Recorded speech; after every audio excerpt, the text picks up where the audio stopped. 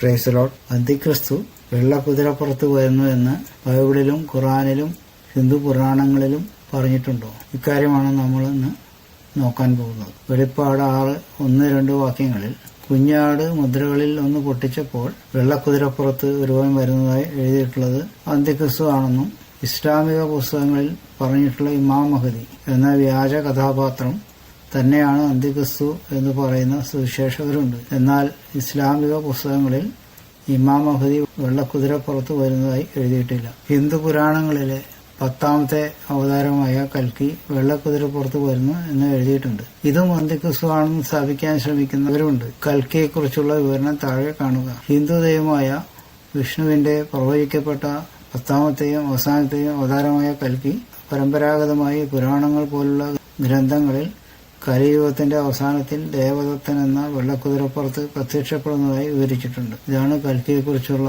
ഹിന്ദു പുസ്തകങ്ങളിൽ എഴുതി വച്ചിരിക്കുന്നത്. ഹിന്ദു പുരാണങ്ങളിൽ പറയുന്ന കൽക്കിയും ഒരു വ്യാജ കഥാപാത്രം തന്നെയാണ്. എന്നാൽ കൽക്കിയല്ല, കലിപുരുഷൻ എന്ന ഒരു കഥാപാത്രമാണ് അന്തിക്രിസ്തുവിനെ പോലെ ദുഷ്ടത പ്രവർത്തിക്കുമായി ഹിന്ദു പുരാണങ്ങളിൽ പറയുന്നത്. യഥാർത്ഥത്തിൽ വെളിപ്പാട് 6:1-2 പറയുന്ന വെള്ളക്കുതിരപ്പുറത്ത് വരുന്നവൻ അന്തിക്രിസ്തു അല്ല. ചുരുക്കത്തിൽ അന്തിക്രിസ്തു വരുന്നത് വെള്ളക്കുതിരപ്പുറത്തല്ല.